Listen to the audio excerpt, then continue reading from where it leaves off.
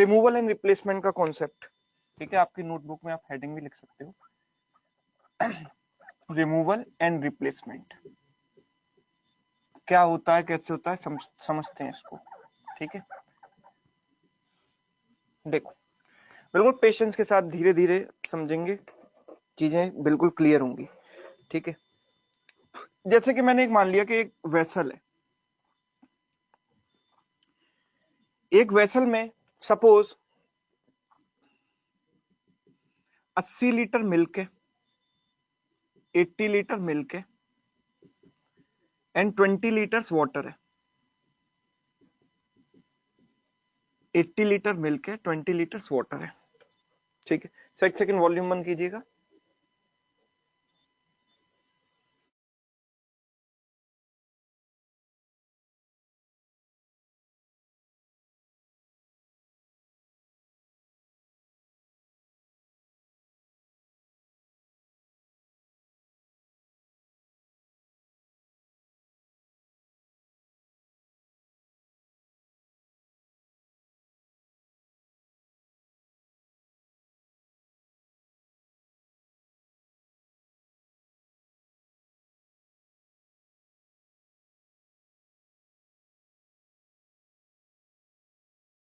पानी है, 80 litre milk है, ठीक है, 20 लीटर पानी है, 80 लीटर मिल्क है। सपोज मैं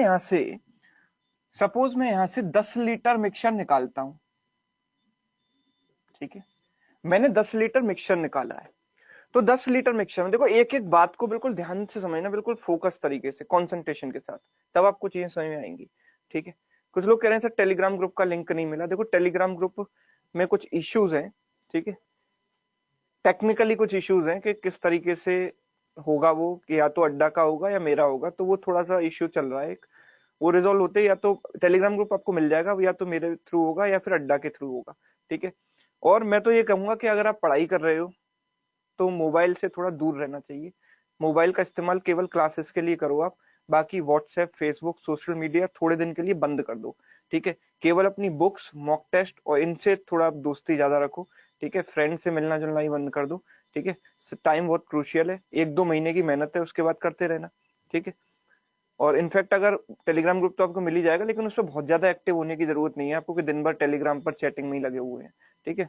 तो वो होता है, क्योंकि कई बार क्या होता है कि टेलीग्राम ग्रुप मैंने पहले भी देखा कि मैं बना तो देता हूँ, लेकिन कुछ लोग हमेशा उस पर एक्टिव रहते हैं चैटिंग में, ये वो ठीक है, चलता रहता है उनका। तो उससे स्टूडेंट का एक तरीके से कई बार नुकसान भी हो जाता है, लेकिन वैसे आपको मिल जाएगा, ठीक है। देखो, यहाँ पर 10 लीटर मैंने मिक्सचर निकाल दिया। अब वो जो 10 लीटर निकला है उसमें मिल्क और वाटर किस रेशियो में होंगे, ये बताओ। कि ये जो 10 लीटर निकला है इसमें मिल्क और वाटर का रेशियो वही होगा जो इसमें है। इसमें रेशियो क्या है बोलो, 1:4 का रेशियो है। यस, आप देख पा रहे हो वाटर और मिल्क का, मिल्क और वाटर का रेशियो जो है 4:1 का है। क्या मैं बोल सकता हूँ यहाँ पर मिल्क और वाटर का जो रेशियो है वो 4:1 का है, 80-20 मतलब 4:1। तो मतलब ये जो पार्ट हमने निकाला है इसमें भी मिल्क और वाटर का रेशियो 4:1 होगा। तो इसमें मिल्क कितना होगा, मिल्क कितना निकलेगा, वाटर कितना निकलेगा, आप मेरे को बताओ।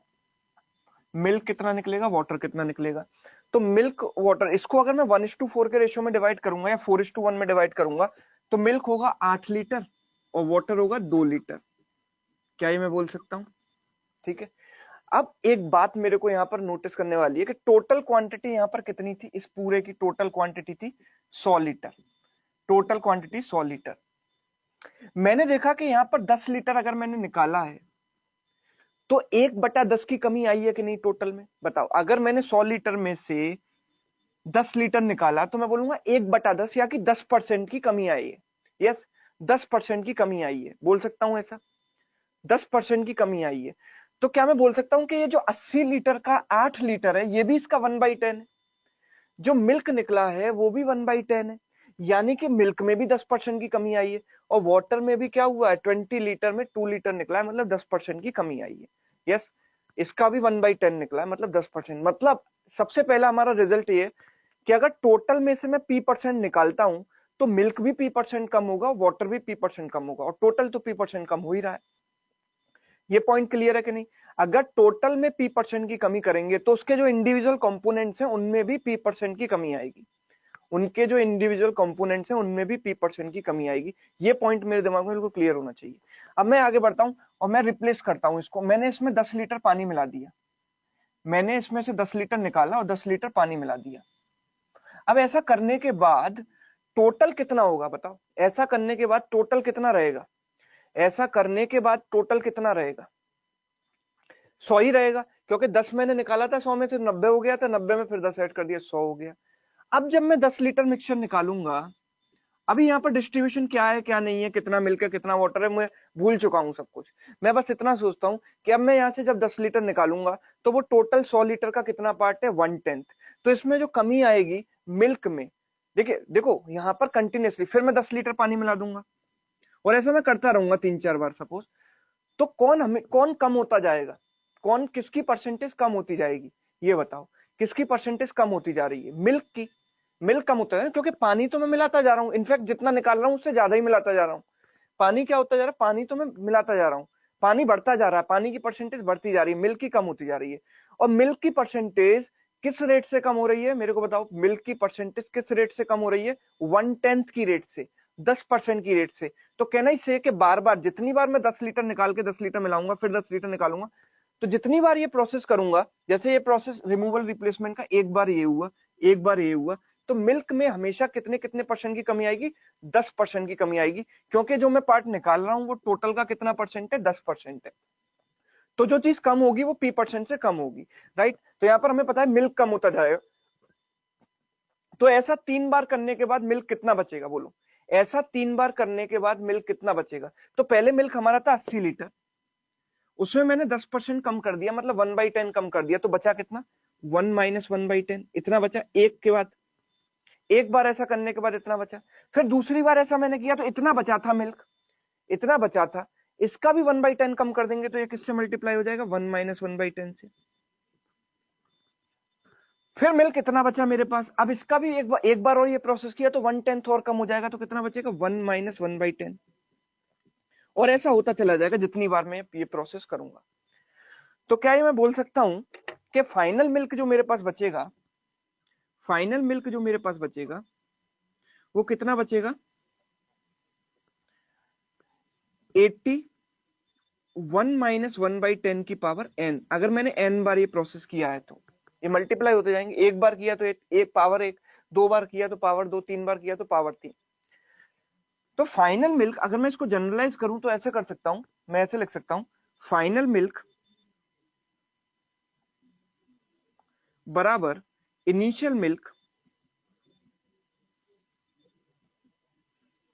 इनटू 1 माइनस, ये 1/10 कैसे आया है भाई? ये बताओ 1/10 कैसे आया है?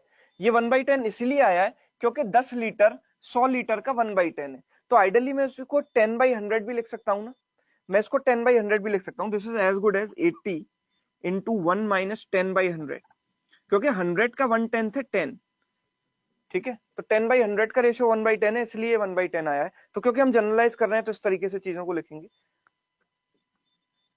1 माइनस, ये 10 लीटर क्या है?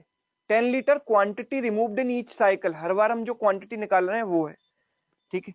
Quantity removed each time, removed and replaced, quantity removed each time divided by नीचे 100 कैसे आया है? नीचे 100 इसलिए आया क्योंकि 100 टोटल क्वांटिटी थी सॉल्यूशन की, ना कि केवल मिल्क की। 100 टोटल सॉल्यूशन की क्वांटिटी थी, divide by initial total solution, initial total solution, total quantity, power क्या? n, power n। ये फॉर्मूला अक्सर बुक्स में आपको दिखेगा, लेकिन आज तक कोई स्टूडेंट ये समझ नहीं पाया कि फॉर्मूला आता कैसे है, ठीक है? लेकिन अब इस प्रोसेस को समझने के बाद आपको समझ में आया होगा कि फॉर्मूला आया कैसे। वो लोग समझ में आया कि नहीं आया?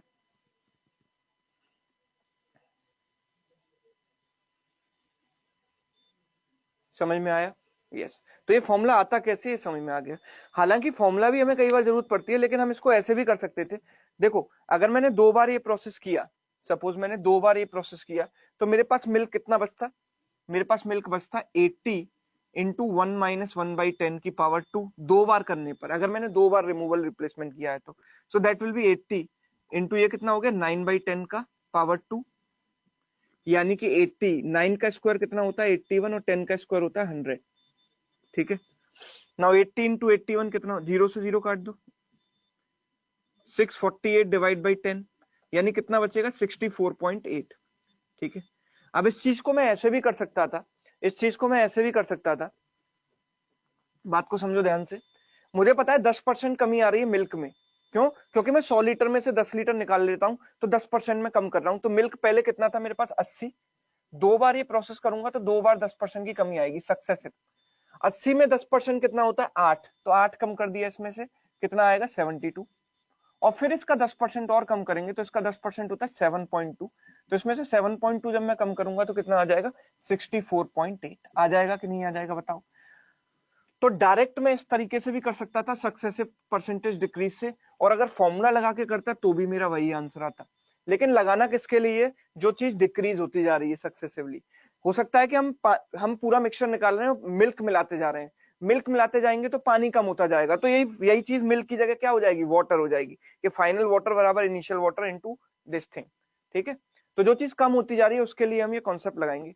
ठीक है, ओके ओके, तो ये था इसका बेसिक कॉन्सेप्ट। अब हम क्वेश्चंस देखेंगे और क्वेश्चंस में इस कॉन्सेप्ट को यूज करके हम आंसर्स निकालेंगे जल्दी जल्दी। ठीक है सर। सर दिखाइए, क्वेश्चन दिखाइए जरा,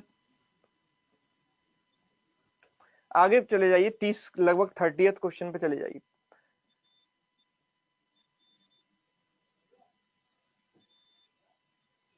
ठीक है, इस प्रोसेस को जो भी मैंने यहाँ समझाया इसको सब लोग दोबारा देखेंगे, और आगे बढ़ाइए, और आगे बढ़ाइए। पहले नहीं नहीं, ठीक है, नहीं पीछे जाइए, पीछे जाइए, और पीछे, और पीछे, हाँ हाँ यहीं तक। तो एक काम करते हैं, हम यहाँ से शुरू करते हैं, लेकिन रिमूवल रिप्लेसमेंट का जो क्वेश्चन है वो आगे आएंगे जहां पर मैं इस कॉन्सेप्ट का यूज करूंगा। ठीक है सर, एक कहां से आ रहा है, एक कहां आया था यार, 1/10 है ना, बिकॉज 10 100 का कितना है 1/10, 10/100 क्या है 1/10, दैट्स वाई वो करेंगे। जैसे अगर देखो किसी चीज में, अगर मैं, आप शायद ये पूछ रहे हो 1 - 1/10 क्यों किया, क्योंकि अगर किसी चीज में से 1/10 की कमी कर दी तो इनिशियली वो अपने आप की पूरी थी, मतलब अगर पहले वैल्यू x थी उसमें से मैंने 1/10 घटा दिया तो x - x/10 बचेगा। तो अगर मैं इसमें से x कॉमन लूंगा तो क्या बचेगा 1 - 1/10। तो ऐसे एक आता है, समझ पा रहे हो बात को, कि अगर मैंने x में से उसका 1/10 पार्ट निकाल दिया, अगर x कॉमन लूंगा तो अंदर मल्टीप्लीकेशन फैक्टर क्या बनेगा 1 - 1/10। ठीक है, ये चीज देखो। तो हम इस सवाल की बात करते हैं, सवाल देखो, रिमूवल रिप्लेसमेंट के क्वेश्चन आगे आएंगे, लेकिन इससे पहले हम ये क्वेश्चन सॉल्व कर लेते हैं। तो यहाँ पर हमें बताने कि एक चिड़ियाघर में, एक जू में कुछ रैबिट्स हैं, कुछ पिजन्स हैं, कुछ खरगोश हैं, कुछ कबूतर हैं। अगर हेड्स काउंट होते हैं तो 120 आते हैं, और लेग्स काउंट करें तो 340 आती हैं, तो कितने रैबिट्स हैं वहां पर ये बताना है। ठीक है, वाटर अगर पूछा जाए सौरभ तो आपको कुछ नहीं करना, मिल्क तो चलो आपने निकाल लिया, फाइनल फाइनल वाटर निकालना है तो टोटल क्वांटिटी कितनी रहेगी 100 ही रहेगी हमेशा, क्योंकि टोटल तो चेंज हो नहीं रहा, जितना निकाल रहे हैं उतना ऐड करते जा रहे हैं, तो 100 में से मिल्क की क्वांटिटी घटा दोगे तो वाटर आ जाएगी।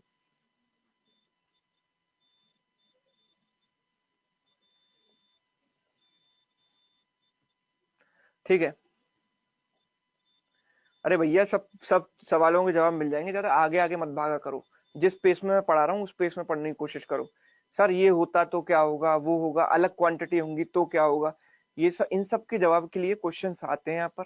ठीक है, क्वेश्चंस में आपको इन सब के जवाब मिल जाएंगे कैसे होगा। ठीक है, थोड़ा सा पेशेंस रखो। इम्पेशेंट एक बहुत बड़ी, मतलब हिंदुस्तान में इम्पेशेंस होने की बीमारी है, कि नहीं कोई चीज चाहिए तो अभी, ऐसा नहीं होता ना practically. In a zoo there are rabbits and pigeons, heads are counted. अच्छा एक बात बताओ, हेड्स अगर मैं काउंट करूंगा, लेट्स से मेरे पास आर नंबर ऑफ रैबिट्स हैं और पी नंबर ऑफ पिजन्स हैं, तो मैं कहूंगा कि जितने भी एनिमल है सबका एक एक हेड होता है, एक एक सिर होगा ना सबका, तो जितने हेड उतने एनिमल। क्या मैं बोल सकता हूं कि जितने हेड उतने एनिमल, तो एनिमल कितने होंगे बोलो 120। ठीक है, अगर लेग्स काउंट करूंगा तो बताओ एक पिजन की, एक रैबिट की कितनी लेग होती हैं, एक रैबिट की कितनी लेग होती है बोलो 4। ठीक है, तो टोटल लेग्स कितनी हो जाएंगी 4 into number of rabbits, and एक पिजन की 2 लेग्स होती है, मतलब 2 into number of pigeon, and that is 340। तो अब मुझे निकालने नंबर ऑफ रैबिट्स, तो मैं इसको 2 से मल्टीप्लाई कर देता हूं, तो that will be 2r plus 2p is equal to 240। अब इस इक्वेशन में से इसको माइनस कर देता हूं, माइनस माइनस माइनस, तो इससे कट जाएगा, 4r माइनस 2r बराबर 2r, और 340 माइनस 240 इज 100। तो r की वैल्यू कितनी आ जाएगी 50 आ जाएगी। क्या क्या मैं कह सकता हूं कि नंबर ऑफ रैबिट्स क्या आ जाएंगे 50 आ जाएंगे। ठीक है, नंबर ऑफ रैबिट्स 50 आ जाएंगे। ये तो इक्वेशन वाली अप्रोच हुई जहां पर आपको पेन पिक करने की जरूरत पड़ेगी। मैं बोलता हूं कि इस क्वेश्चन के लिए पेन पिक करने की आपको कोई जरूरत ही नहीं है, पेन पिक करने की जरूरत नहीं। बताओ कितने लोग सीखना चाहते हैं इस क्वेश्चन की approach without using pen, pen बिना उठाए अप्रोच कितने लोग सीखना चाहते हैं? बहुत सारे लोग कह रहे हैं सर मैं। चलिए, ऐसी अप्रोच मैं आपको बता चुका हूं, आपको शायद याद होगा male female and total population वाले क्वेश्चंस में मैंने ऐसी अप्रोच आपको बताई थी। मैं बोलता हूं कि भाई एक रैबिट की कितनी लेग्स होती हैं 4, एक पिजन की 2 लेग्स होती हैं, मतलब एवरेज नंबर ऑफ लेग्स की बात करे जाए तो रैबिट्स की लेग होती है 4 और पिजन की लेग होती है 2 होती है। ठीक है, ओके, ठीक है बात।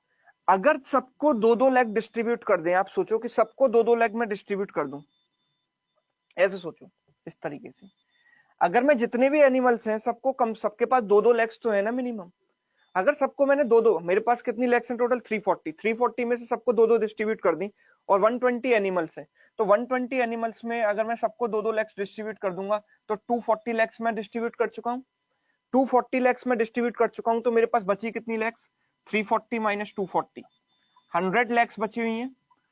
ये 100 एक्स्ट्रा लेग्स किसकी हैं? 100 एक्स्ट्रा लेग्स कितनी किसकी हैं बताओ? ये एक्स्ट्रा किसकी बची हैं? बिकॉज पिजन की तो 2-2 मिल चुकी ना, पिजन्स को तो 2-2 मिल चुकी हैं, 100 एक्स्ट्रा जो बची हैं वो किसकी हैं? रैबिट्स की।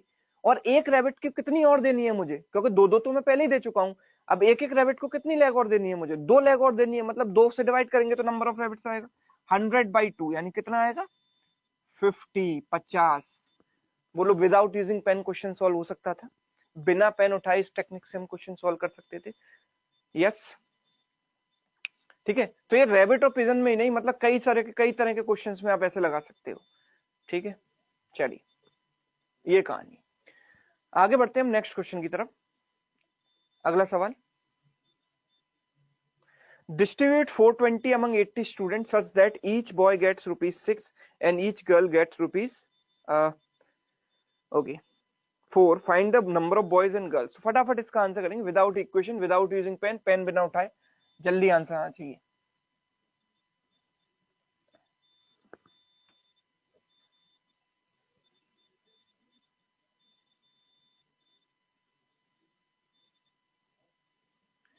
फिफ्टी एंड 30 राजश्री का आंसर आ चुका है, प्रियंका कह रही है 48। हमें number of boys and girls निकालने हैं। देखो हर बॉय को कितने मिलने चाहिए 6 रुपए, बॉय को कितने मिलने हैं 6 रुपए मिलने हैं, और गर्ल्स को कितने मिलने हैं 4-4 रुपए। तो मिनिमम किसको मिल रहे हैं? गर्ल्स को 4 रुपए। मैं 4-4 रुपए सब में बांट देता हूं, मैं 4-4 रुपए सब में बांट दूंगा। टोटल स्टूडेंट कितने हमारे पास 80 स्टूडेंट में मैंने 4-4 बांट दिए, तो कितने बट गए 320 चले गए, 320 चले गए, तो बचे कितने मेरे पास 100 रुपए बचे, बिकॉज मेरे पास 420 रुपए थे, मैं 320 बांट चुका हूँ। 4-4 जो है गर्ल्स को तो मिल चुके हैं, बॉयज को कितना एक्स्ट्रा देना है, कितना 2 रुपए एक्स्ट्रा देना है, तो कितने बॉयज होने चाहिए 100 रुपए बांटने के लिए? 100/2 कितने 50 बॉयज। टोटल 80 स्टूडेंट हैं जिसमें 50 बॉयज हैं, तो गर्ल्स कितनी हो जाएंगी 30। खत्म, खेल खत्म। 5 सेकंड में आप आंसर निकाल लोगे विदाउट यूजिंग पेन। ठीक है, चलिए तो आगे बढ़ते हैं नेक्स्ट क्वेश्चन की तरफ। अगला सवाल देखो,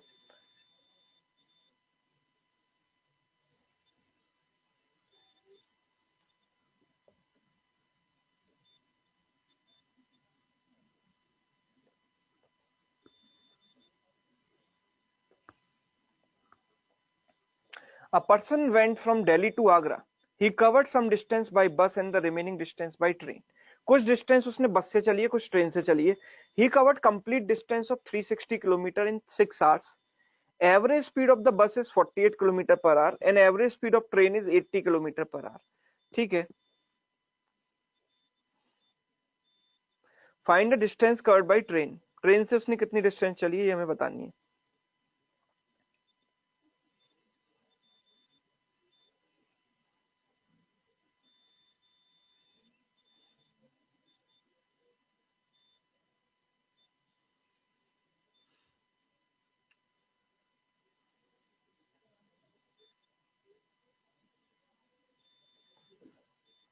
ट्राई करो इसको।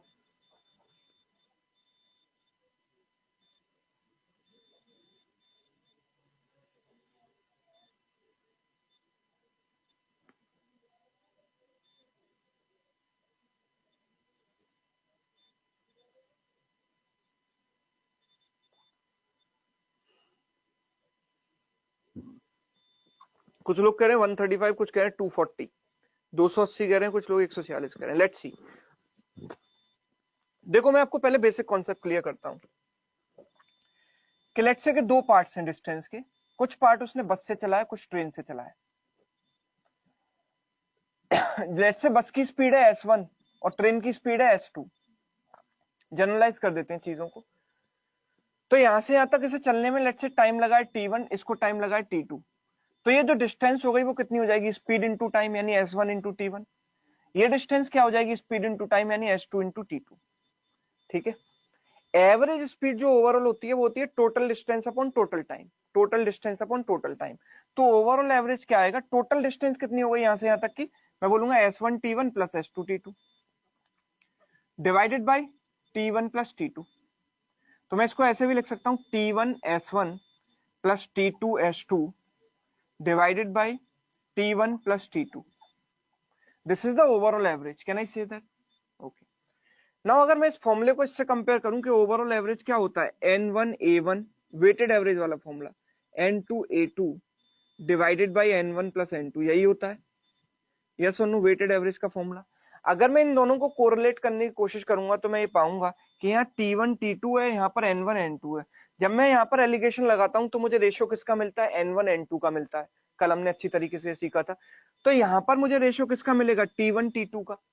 मतलब जब मैं एवरेज स्पीड को लेकर एलिगेशन लगाऊंगा तो मुझे रेशियो किसका मिलेगा? टाइम का, ना कि डिस्टेंस का। रेशियो किसका मिलेगा? टाइम का, ना कि डिस्टेंस का। ये पॉइंट हमारे दिमाग में बिल्कुल क्रिस्टल क्लियर होना चाहिए कि जब भी हम एवरेज स्पीड में एलिगेशन लगाएंगे तो रेशियो किसका मिलेगा? टाइम का मिलेगा। ठीक है, ये बात समझ में आती है? चलिए तो हम यहां लगाते हैं बस और ट्रेन, दो चीजें हैं, बस ट्रेन। अच्छा, बस की एवरेज स्पीड कितनी है बोलो? बस की एवरेज स्पीड कितनी है? 80, सॉरी 48। ट्रेन की एवरेज स्पीड कितनी है? 80। और पूरी यात्रा की एवरेज स्पीड कितनी है? Total distance upon total time. तो टोटल डिस्टेंस उसने 360 चली है 6 घंटे में। तो एवरेज स्पीड कितनी आ गई? 60 आ गई। यस। यहां एलिगेशन लगाएंगे तो बस और ट्रेन के टाइम का रेशियो आ जाएगा। क्या आएगा? इन दोनों का डिफरेंस 20 और इन दोनों का डिफरेंस कितना हुआ? 12। यानी कि 4 5 टाइम्स 4 3 टाइम्स 5:3 आ जाएगा ये रेशियो। ये किसका रेशियो आएगा? टाइम का रेशियो आएगा, बस और ट्रेन के टाइम का। लेकिन मुझे तो डिस्टेंस पूछी है, तो मैं क्या करता हूं यहाँ पर स्पीड के रेशियो से मल्टीप्लाई कर देता हूं। तो स्पीड इंटू टाइम क्या होता है? डिस्टेंस। इनकी स्पीड का रेशियो क्या है? 48:80। यस और नो? इनकी स्पीड का रेशियो क्या है? 48:80। यानी कि 16 3 बार, 16 5 बार। ठीक है। तो टाइम इंटू स्पीड का रेशियो बराबर डिस्टेंस का रेशियो। तो डिस्टेंस का रेशियो क्या आएगा? देखो, इनका मल्टीप्लाई किया, 5 × 3 15, 3 × 5 15, 15:15 मतलब 1:1। तो डिस्टेंस का रेशियो क्या आ गया? 1:1। तो टोटल डिस्टेंस 360 है। 360 को 1:1 में डिवाइड करूंगा तो 180 चली है उसने ट्रेन से और 180 चली है बस से। तो बस से भी 180 और ट्रेन से भी 180, काम खत्म। ये करना था भाई। टाइम का रेशियो मेरे पास आ गया, बस और ट्रेन की स्पीड मुझे पता ही है, तो स्पीड का रेशियो मैं निकाल लूंगा। टाइम इंटू स्पीड करूंगा तो डिस्टेंस का रेशियो आ जाएगा 1:1। टोटल 360 किलोमीटर डिस्टेंस है, उसको अगर 1:1 में डिवाइड करेंगे तो इक्वल इक्वल आएगा 180 180। That is the right answer. 180 kilometre का आंसर है। सबके, ज्यादातर सारे लोगों के आंसर गलत थे, केवल 2 4 लोगों के आंसर करेक्ट थे। ठीक है, चलिए आगे बढ़ते हैं। Next question. चलिए सवाल ट्राई करो इसको, बढ़िया सवाल है। सब लोग ट्राई करो, डिफिकल्ट क्वेश्चन है।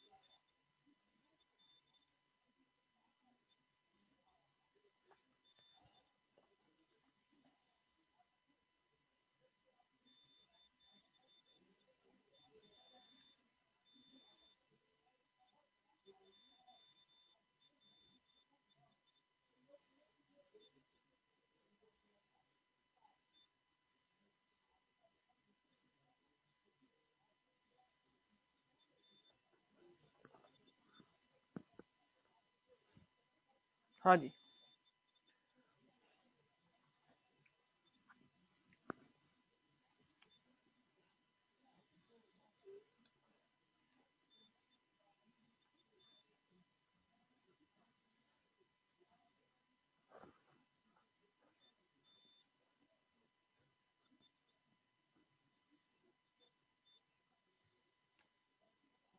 देखो, there are two mixtures A and B having milk and water in the ratio of 3:1 and 7:5। कर पा रहे हो इस सवाल को या टफ लग रहा है, बताओ।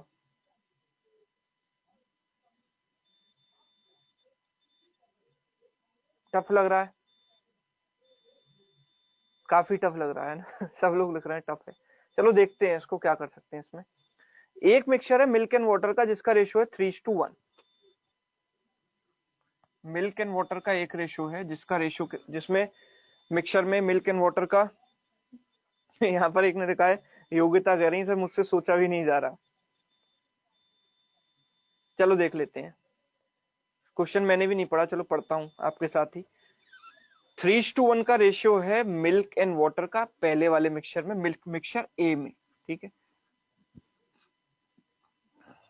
ओके, चलिए मिक्सचर बी में क्या है, 7:5 का रेशियो है। मिक्सचर बी में मिल्क एंड वाटर का जो रेशियो है वो क्या है, 7:5 है, ठीक है। आराम आराम से समझेंगे, सारे स्टेप आपको क्लियर होने चाहिए। अब milkman mixes these two mixtures in the ratio 2:3, मतलब 2 पार्ट इसका लेता है, 3 पार्ट इसका लेता है, 2:3 के रेशियो में इनको मिक्स करता है, ठीक है। And sells the resultant mixture in at the rate of 1 litre pure milk, ठीक है। आप एक बार बताओ कि अगर वो इसको मिक्स करे 2:3 के रेशियो में, अभी इनका रेशियो कितना है, आप मेरे को बताओ। अभी इनका रेशियो कितना है, ये 4 है और ये कितना है, 12। 4 है, ये 12 है। अगर मैं 4 की जगह 8 बना लेता हूं तो 2:3 का रेशियो सेटिस्फाई हो जाएगा कि नहीं हो जाएगा, बोलो। अगर मैं 4 को 8 बना लेता हूं तो 8 और 12 का रेशियो 2:3 हो जाएगा, यस। तो मैं क्या करूंगा कि इसको 3:1 की जगह क्या लिख देता हूं, 6:2 लिख देता हूं। अब मैं इनको डायरेक्टली मिक्स कर देता हूं क्योंकि ये 8 है और ये 12 है, 2:3 का रेशियो सेटिस्फाई हो रहा है। तो जब मैं इनको मिलाऊंगा इस तरीके से, तो मिक्सचर में मिल्क और वाटर का जो रेशियो आएगा वो कितना आएगा, 6 और 7 13, और 5 और 2 7। क्लियर, 13:7। ये बात समझ में आ गई, बात क्लियर है यहां तक, ठीक है। एंड यहां पर वो मिक्सचर को sells the resultant mixture at the rate of 1 litre pure milk, ठीक है। यहां पर बोला if on selling 1 litre of mixture of a at price 1 litre of pure milk he gains 14.5, ठीक है। Find the profit he makes on selling 1 litre of resultant mixture at the price of 1 litre pure milk. अगर वो इसको 1 litre pure milk के price पर बेचता है तो उसको कितना परसेंट का प्रॉफिट होगा। तो हम ये बात करते हैं, ये जो लाइन दे रखी है, if on selling 1 litre of mixture A, mixture A में रेशो क्या था, 3:1 का रेशो था। मिक्सचर ए की अगर हम अलग से बात करें तो इसमें मिल्क और वाटर का जो रेशो था वो क्या था, 3:1 था। बात समझ पा रहे हो, ठीक है, 3:1 था। उसको अगर 1 लीटर प्योर मिल्क के रेट पर मैं बेचता हूं, 1 लीटर प्योर मिल्क के रेट पर बेचता हूं, तो प्रॉफिट क्या होता है, 14.5। एक बात मेरे को आप बताओ कि जो प्रॉफिट आएगा वो किससे आएगा, क्योंकि वो मिल्क के प्राइस पर बेच रहा है उसको, तो जो पानी मिला हुआ है उसी से तो प्रॉफिट आएगा। बोलो, पानी मिलाया, जो जितना उसने पानी मिलाया है उसी से तो प्रॉफिट आएगा। यस और नो, जितना उसने पानी मिलाया है उसी से तो प्रॉफिट आएगा। बात समझ पा रहे हो, कितना पानी मिलाया है, जितना पानी मिलाया उससे ही प्रॉफिट आएगा, जितना पानी उतना प्रॉफिट। तो उसे प्रॉफिट कितने का होता है, 14.5 का। If on selling 1 litre of mixture, अगर वो इसका 1 लीटर बेचता है, 1 लीटर बेचता है, ठीक है, तो पानी कॉस्ट तो हम 0 मानेंगे। तो अगर इसका 1 लीटर है तो कहने से कि अगर मैं इसके 1 लीटर की बात करूं, 1 लीटर में पानी कितना होगा, 1 लीटर में पानी कितना होगा, 1/4 ऑफ 1, 1 अपॉन टोटल 1/4, मतलब पानी होगा 1/4 लीटर, ठीक है, और वही प्रॉफिट होगा। मतलब उसने पानी को मिल्क बना के बेच दिया। बात तो वही है ना कि पानी को मिल्क के रेट पर बेच दिया, मतलब पानी को मिल्क कह के बेच दिया, एक्चुअली उसमें पानी मिला हुआ है, तो वो जो पानी है वही प्रॉफिट है। पानी 1 लीटर अगर मैं निकालता हूं तो 1 लीटर को 3:1 में डिवाइड करूंगा तो वाटर आएगा 1/4 लीटर, 1/4, 1/4। तो 1/4 लीटर मिल्क की कीमत कितनी होनी चाहिए थी, आइडियली 1/4 मिल्क की कीमत होनी चाहिए थी 14.5 लीटर। बात समझ में आती है, 1/4 अगर मिल्क होता तो उसकी कीमत कितनी होती, 14.5 लीटर। यस, तो इसका मतलब 1 लीटर मिल्क की कीमत कितनी हो जाएगी, इसका 4 गुना कर दो, 14 into 4 56, 0.5 into 2, 0.5 into 4 2, 56 plus 2 58 litre. मतलब 1 लीटर मिल्क की कॉस्ट हमें पता चल गई यहां से कितनी है, 58 लीटर। बात समझ में आ रही है, बोलो बोलो।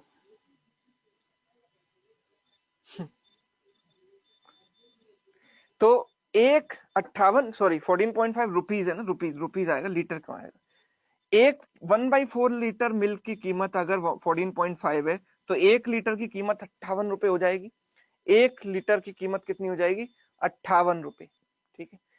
तो मतलब मुझे यहाँ से 1 लीटर मिल्क की कॉस्ट मिल गई 58 रुपए। तो अब हमें बताना है कि अगर इसका 1 लीटर, वो 1 लीटर प्योर मिल्क के प्राइस पर बेचे, तो बोला है कि find the profit he makes on selling 1 litre of the resultant mixture. जो रिजल्टेंट मिक्सचर बना था इसमें प्रॉफिट कितना आएगा उसको ऑन सेलिंग। तो मतलब जितना पानी मिला हुआ है उतना ही तो प्रॉफिट आएगा भाई, जितना पानी मिला हुआ है वही प्रॉफिट होगा। तो पानी कितना है टोटल का, मैं बोलूंगा टोटल में अगर ये 1 लीटर है तो पानी कितना होगा, 7/13 प्लस 7 यानी 20, 7/20 लीटर इसमें पानी होगा, वही उसका प्रॉफिट होगा। तो उसकी कीमत कितनी होगी, तो हमें पता है पर लीटर कॉस्ट कितनी है, 58 रुपए। तो 7/20 लीटर की कॉस्ट कितनी हो जाएगी, 7/20 इंटू 58, यानी कि 10, दिस इज 29, 29 इंटू 7 कितना हो गया, 7 9 जा 63, कैरी 6, 7 2 जा 14 प्लस 6 20, 203/10 यानी 20.3 रुपीज का उसे प्रॉफिट होगा, 20.3 का प्रॉफिट होगा। That means option A is the right answer.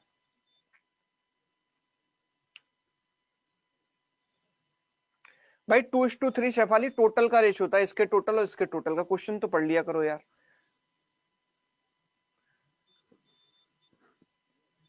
ठीक है, ओके। रिपीट नहीं करूंगा, आप इसको या तो कंसंट्रेशन के साथ सुना करो या फिर दोबारा रिकॉर्डिंग जब आपको मिलेगी तब देखना है इसको, ठीक है, वरना एक ही क्वेश्चन में पूरा जमाना निकल जाएगा, एक ही सवाल बताते बताते। इसलिए मैं आपको स्टेप बाय स्टेप बताता हूँ एक एक चीज, कि कहीं पे अगर कोई स्टेप पे डाउट हो तो आप पूछ लिया करो, ठीक है। चलिए आगे बढ़ते हैं, अब हम नेक्स्ट क्वेश्चन की बात करते हैं। अगला सवाल, अगला सवाल देखो, 3:1 कहां से आया भाई, 3:1 ये रेशो ही तो था भाई, आंखें खोलो, 6:2 को 3:1 भी लिख सकता हूं मैं। मिक्सचर 1 में रेशो 3:1 था। अब यार ऐसी चीजें ही बतानी पड़ेंगी तो मतलब दिल टूट जाता है फिर इस तरीके से, फिर तो मुझे ऐसा लगता है कि बेसिक बेसिक क्वेश्चन ही कराता रहूं केवल। चलिए इसको ट्राई कीजिए।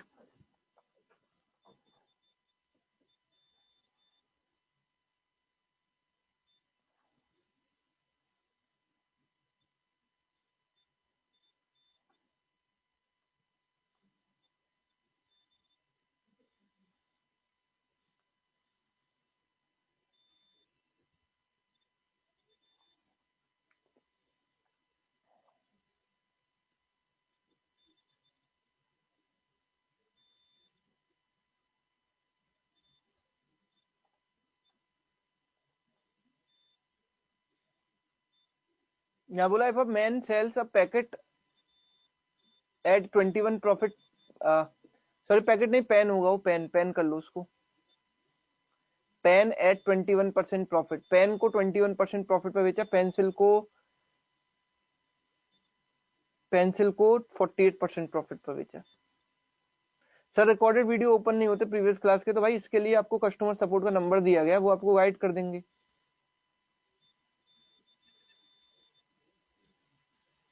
रिकॉर्डेड वीडियो इसीलिए आपको दिए जाते हैं, उसका फायदा तो उठाओ कि भाई कोई चीज क्लास में नहीं आती है तो रिपीट करके क्लास का टाइम वेस्ट करने से अच्छा है कि हम उसको बाद में देख लें।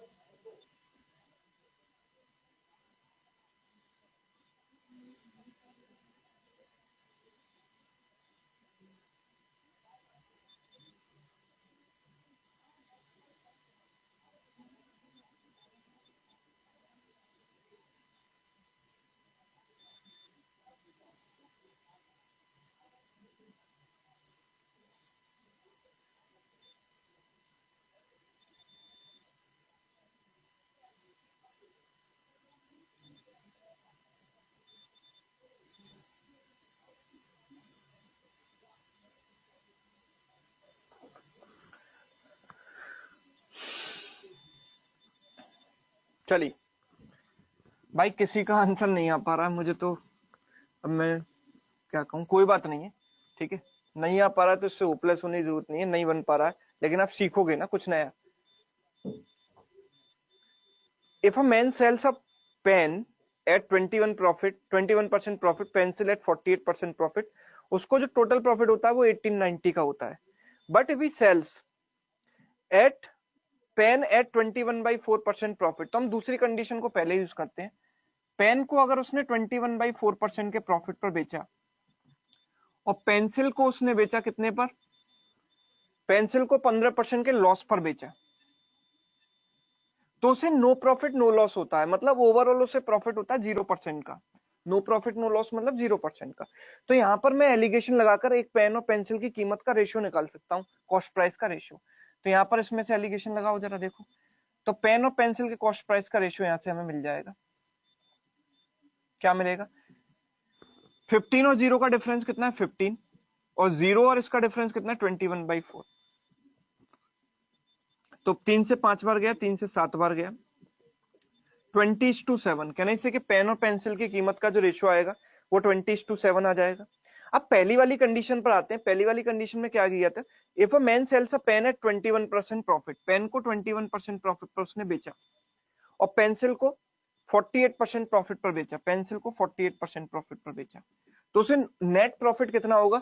तो हम नेट प्रॉफिट की बात करेंगे तो हम लगा सकते हैं, देखो हमें इनके कॉस्ट प्राइसेस का रेशियो पता है और इंडिविजुअल प्रॉफिट परसेंट पता है, तो नेट प्रॉफिट कैसे निकालते हैं, वेटेड एवरेज से, N1 A1 N2 A2 divide by N1 plus N2। तो इनिशियल वैल्यू यहाँ पर क्या है, cost prices, so this is N1 A1 N2 A2 कितना हुआ 20 इंटू 21, नेट प्रॉफिट होगा 20 into 21 plus 7 into 48 divided by 20 plus 7 N1 plus N2, इतना percent का नेट प्रॉफिट आएगा। This is your net profit.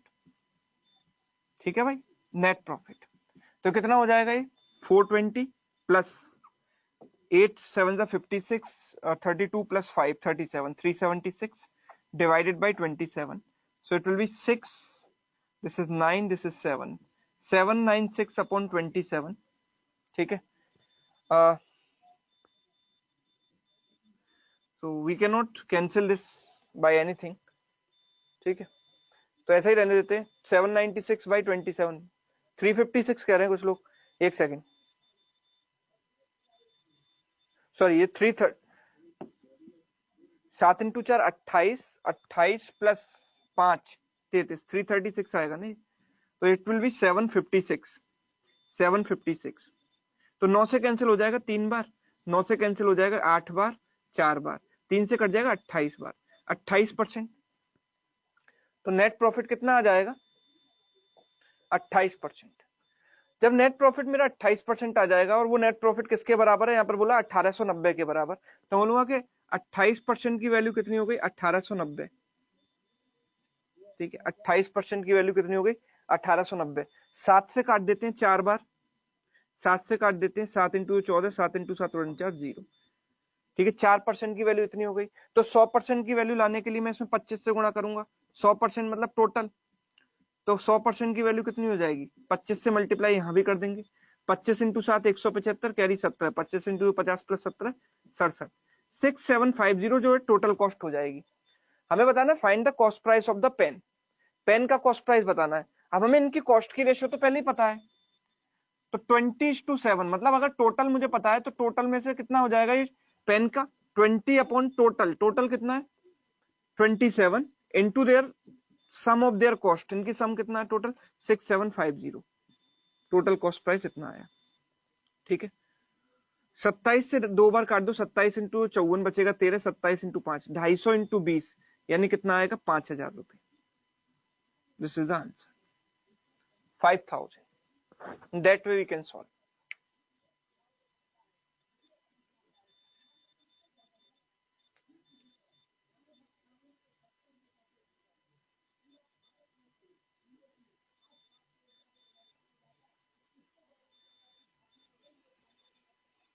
बताओ, देख लो इसको एक बार,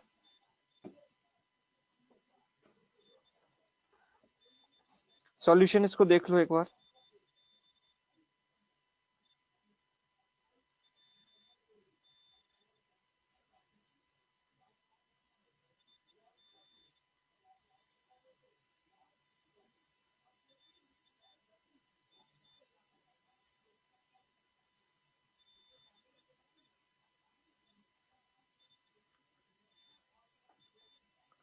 कौन सा मल्टीप्लाई किया यार,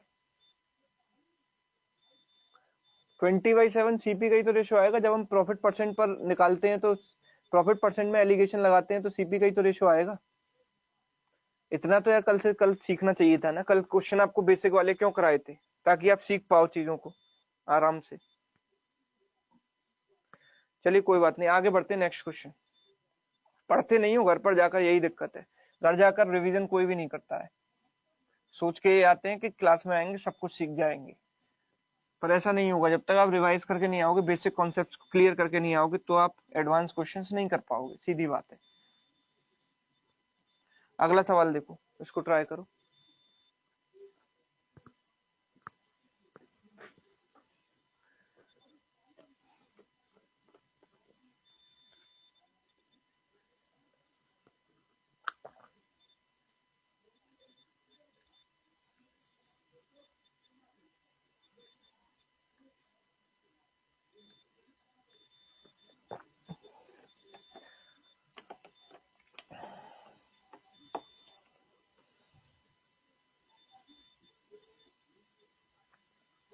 In a society, men, women and children live.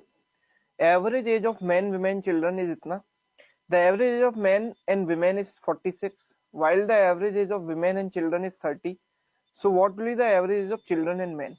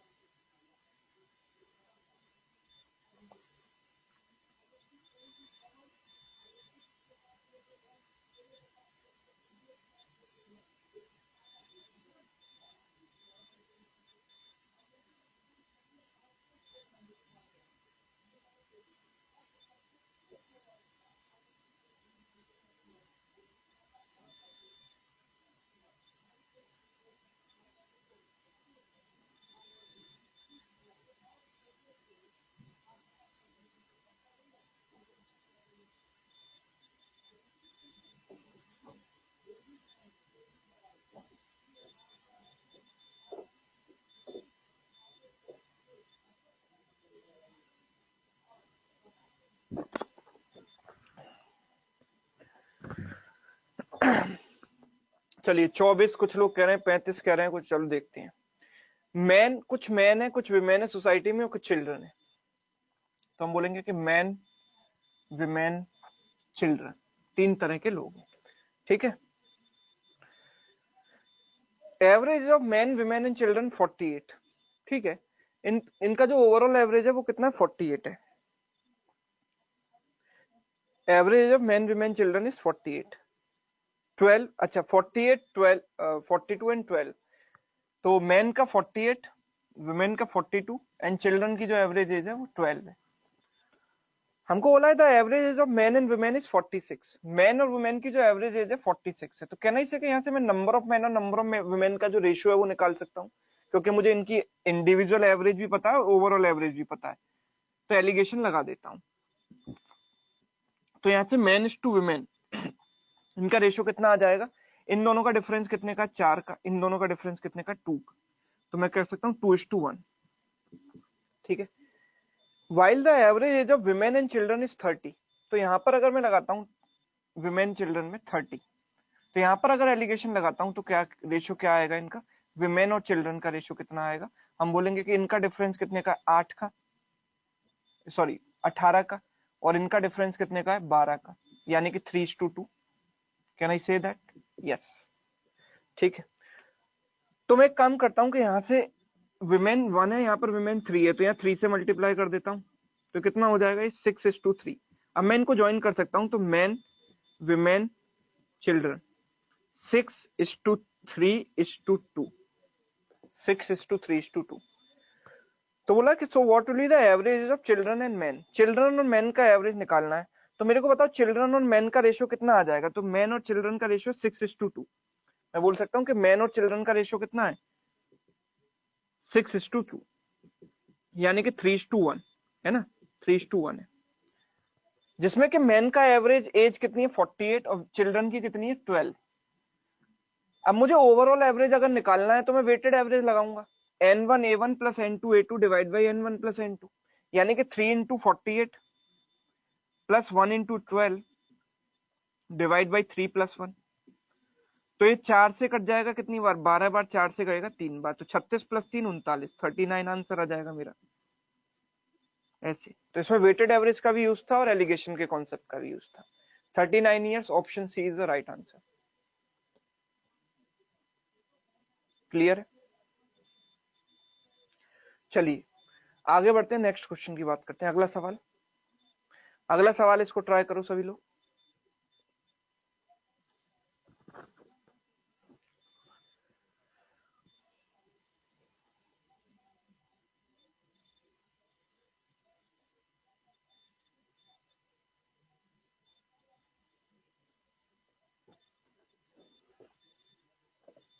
Sonam कुमारी पूछ रही है any other way to solve this. भाई जो सबसे आसान तरीका था वो मैंने आपको बता दिया है। एनी अदर वे जो भी होगा वो टफ होगा, कैलकुलेटिव होगा, तो इस पर हम नहीं जाएंगे क्योंकि आपको एलिगेशन आता है, मैं ये मानता हूं, तो इसलिए तरीका बेस्ट है।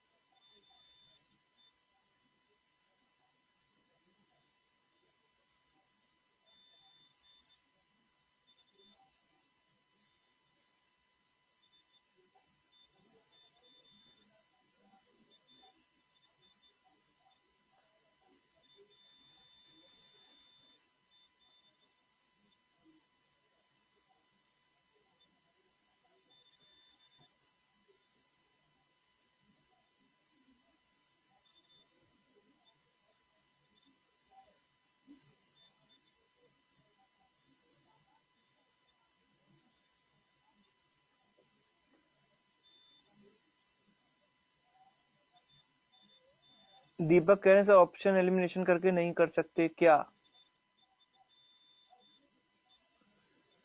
पर n1 ग्रेटर देन n2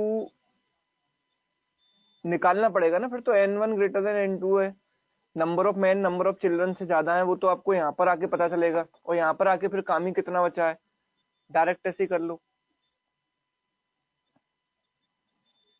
भाई number of man number of children का रेशियो तो आपको निकालना ही पड़ेगा ना, उतना वहां तक तो जाना ही पड़ेगा n1 ग्रेटर n2 करके।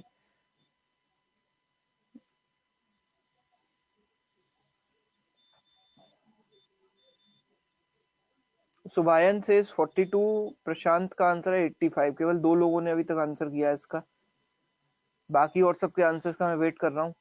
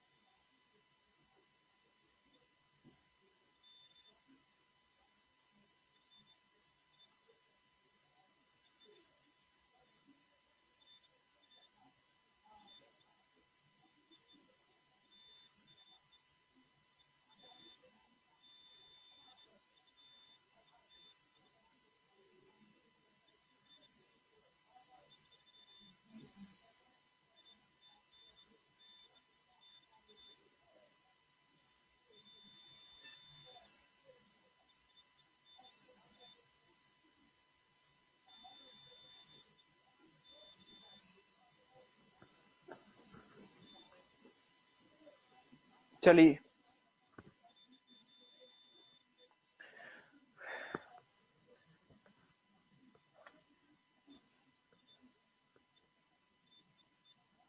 देखो, अपने आप से सॉल्व नहीं करोगे तो कोई फायदा नहीं है फिर पढ़ने का। जब तक आप खुद से क्वेश्चन नहीं बनाना सीखोगे तब तक एग्जाम में, मेंस खासतौर पर मेंस एग्जाम में डील नहीं कर पाओगे क्वेश्चन के साथ।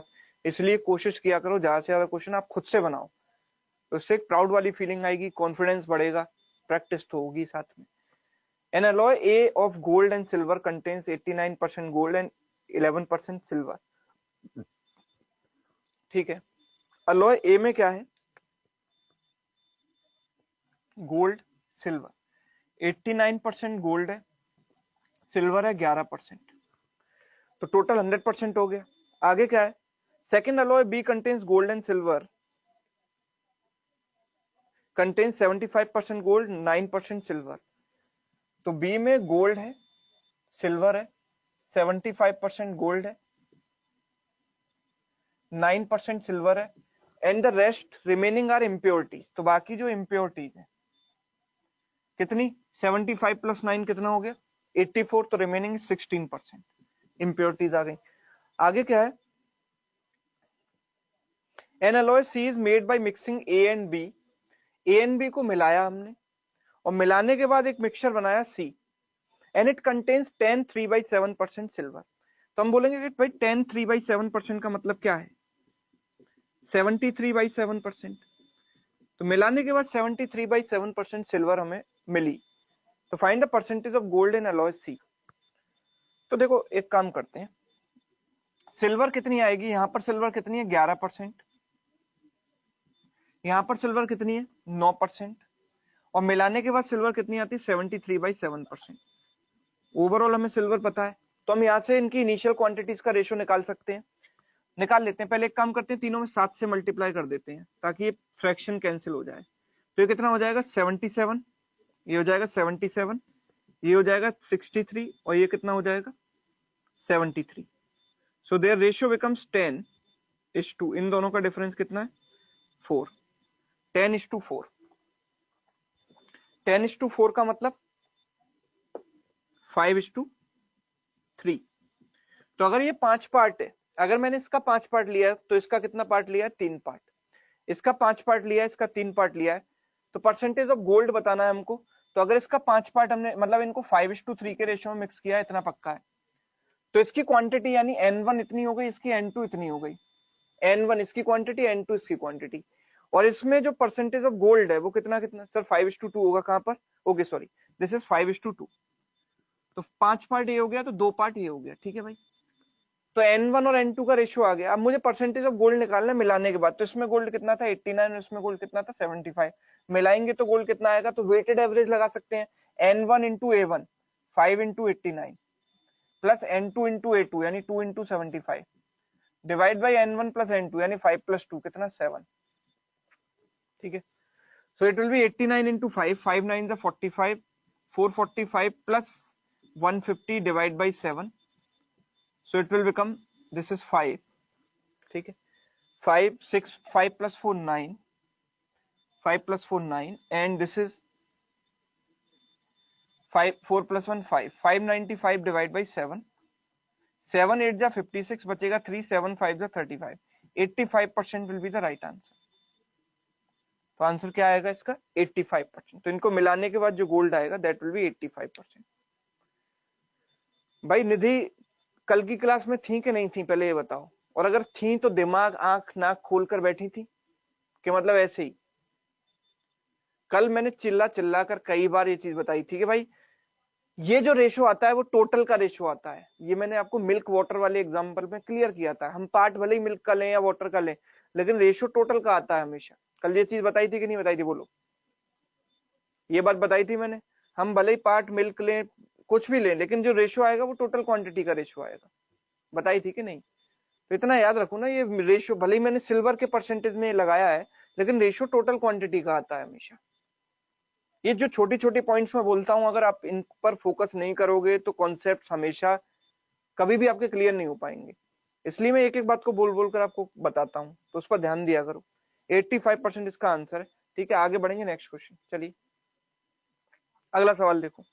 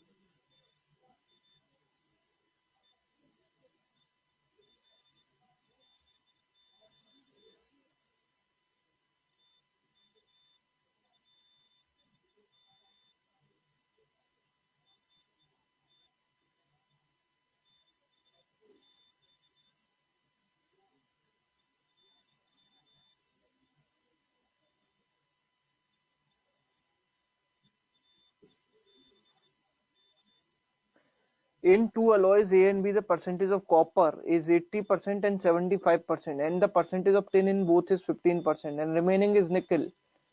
Okay. If 20 kg of and 30 kg of two alloys are mixed together, find the ratio of copper, tin and nickel in the mixture thus obtained. Okay. ठीक है।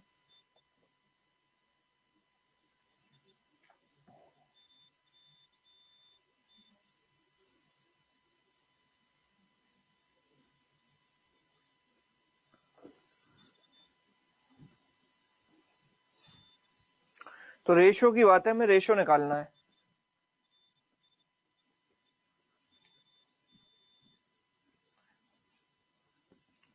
तो पहले वाले मिक्सचर का हमको लेना है 20 kg और दूसरे वाले का लेना है 30 kg। पहले वाले में हमने 20 kg लिया और दूसरे वाले में 30 kg लिया। दैट सिंपली मीन्स कि हमको इनको 2:3 के रेशियो में मिलाना है। इसका मतलब क्या है कि हम इसे किस रेशियो में मिलाना चाहते हैं? 2:3 के रेशियो में। अभी अलॉय ए एंड बी में परसेंटेज ऑफ कॉपर कितना है? 80%, 75%। तो इसमें कॉपर देखो, ए और बी, इसमें कॉपर है 80%, इसमें कॉपर है कितना? 75%। ठीक है। Percentage of tin in both is 15%। तो दोनों में टिन का परसेंट 15% है। 15% इसमें, 15% इसमें। ठीक है। एंड द रिमेनिंग इज निकल। तो रिमेनिंग निकल है, तो निकल कितना होगा इसमें? यहां पर निकल कितना होगा? 80 + 15 कितना? वो 95, तो ये होगा 5%। 75 + 15 कितना हो गया? 90, तो ये हो गया 10%। तो कॉपर टिन और निकल का जो रेशियो है, कॉपर टिन और निकल का जो रेशियो है वो कितना आया? अगर मैं इसको 5 से डिवाइड कर दूं तो 16, 5 से 3 बार, 5 से 1 बार। तो यहां पर कितना हो जाएगा कॉपर टिन और निकल का? 5 से गया कितनी बार? 15 बार। 5 से गया 3 बार, 5 से गया 2 बार। 15, 3, 2। बात यह है कि मुझे इन्हें 2 और 3 के रेशियो में मिलाना है। अभी इनका रेशियो कितना है? 16 और 3 19 और 1 20, और ये कितना है? 15 और 5 25। तो 20 और 25 का रेशियो तो 4:5 है, 2:3 नहीं है। इनका रेशियो अभी कितना है? ध्यान से देखो, इनका रेशियो कितना है? 16:3:1, यानी टोटल 20। और ये 15:3:2, यानी कितना? 20। ये भी 20, ये भी 20, दोनों बराबर है अभी, है ना? अभी के केस में दोनों क्या है? बराबर है। ये भी 20 है, ये भी 20 है। तो कहना इससे कि अगर मुझे 2:3 के रेशियो बनाना है तो इसमें 2 से मल्टीप्लाई कर दूं, क्योंकि इस स्टेज पर तो ये बराबर है, और इसमें 3 से मल्टीप्लाई करूं। तो 2 से मल्टीप्लाई कर दूंगा तो ये कितना आ जाएगा? 32:6:2। और ये कितना आ जाएगा 3 से मल्टीप्लाई करके? 45:9:6। क्लियर? और अब मैं इनको मिला सकता हूं, तो कॉपर टिन और निकल का रेशियो इनको मिलाने के बाद कितना आएगा? कॉपर टिन निकल। तो 32 + 45 कितना हुआ? 77। टिन कितना हुआ 6 + 9 15 और निकल कितना हो गया 2 + 6 8। ये हो गया मेरा आंसर 77:15:8। समझ में आ गया सबको? वाई टाइप करते हैं कमेंट बॉक्स में। सबको समझ में आ गया? क्लियर है? रेशियो एंड प्रोपोर्शन में हमने ये चीज सीखी थी। ठीक है, चलिए आगे बढ़ते हैं। नेक्स्ट क्वेश्चन सर, अगला सवाल दिखाइए। इसको आप होमवर्क में ट्राई करना, ठीक है, ये आपके लिए होमवर्क है, ठीक है, पीडीएफ आपको मिल जाएगा तब। नेक्स्ट क्वेश्चन, चलो इसको ट्राई करो।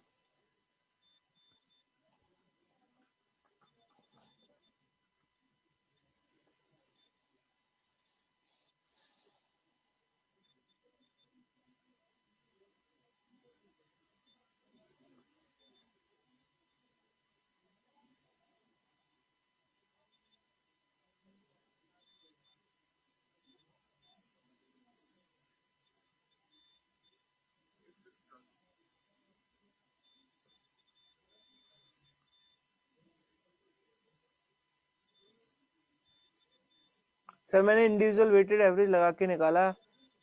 हाँ, तो वेटेड एवरेज लगा के भी आप निकाल सकते हो, बिल्कुल सही बात है, वेटेड एवरेज लगा के निकाल सकते हो। पर इंडिविजुअल का या तो केवल कॉपर लोगे या केवल टिन लोगे या निकल लोगे, तो but that will take time, मुझे ऐसा लगता है उसमें थोड़ा टाइम लग जाएगा। ऐसे तो आप इनकी इंडिविजुअल वैल्यूज भी निकाल सकते हो, 20 और 30 को अगर आप इस रेशियो में डिवाइड करो तो वैल्यूज भी निकाल सकते हो।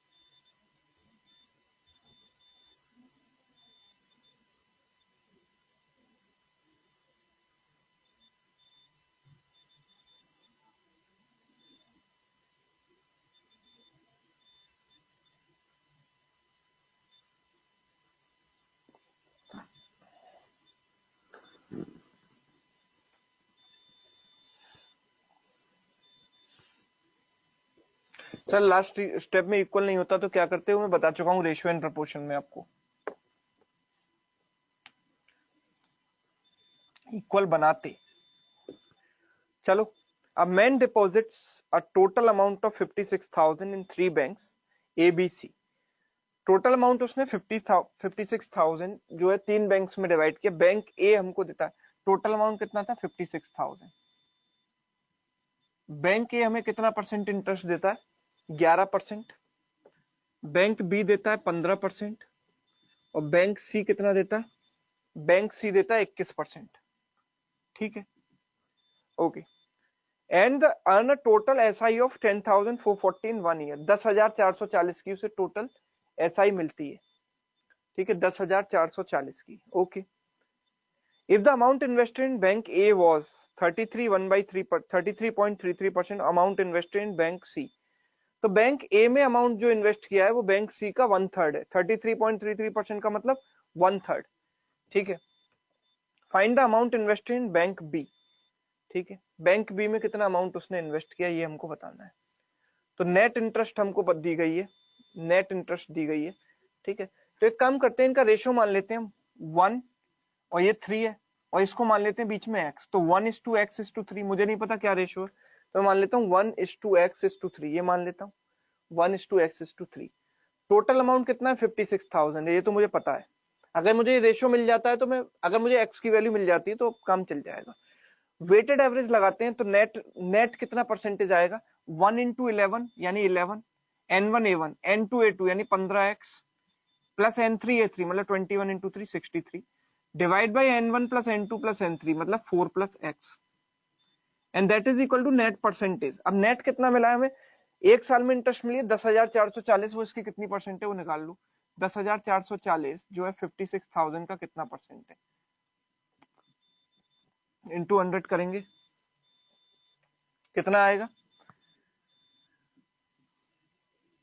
56 से काट दिया इसको, 7 से 8 बार गया, 7 से गया एक बार, 2 बार नहीं, 8 से 7 बार काट दो, 8 से 7 बार काट दो, 8 से गया कितनी बार, 8 से एक बार,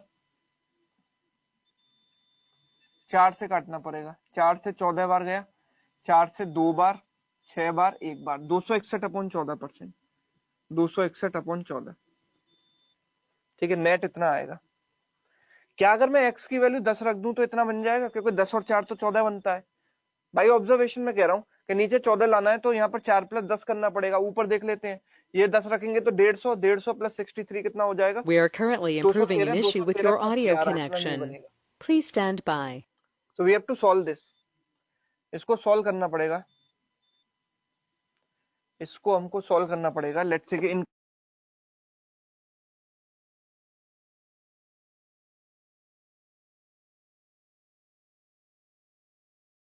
63 प्लस 11 74 इंटू 14 बराबर 4 इंटू 261 कितना हो जाएगा, 4 इंटू 261 1044 प्लस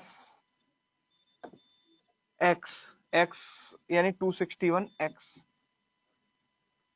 इससे लेंदी हो रहा है ना, कैलकुलेशन थोड़ी ज्यादा हो रही है। चलिए फिर भी देख लेते हैं, कैलकुलेशन थोड़ी सी ज्यादा हो रही है। कोई और तरीका हो सकता है इसका, ये तो इसमें थोड़ा सा कैलकुलेटिव हो रहा है ये।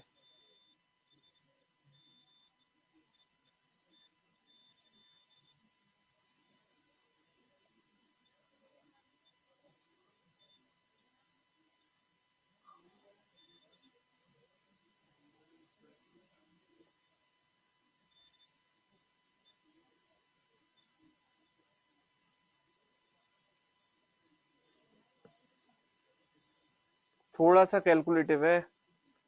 ठीक है, कुछ और मेथड देखते हैं हम। एक काम करते हैं, ऐसा करते हैं, इसे इंटरेस्ट कितनी मिली है, 10,440 है ना, इंटरेस्ट कितनी मिली है, 10,440।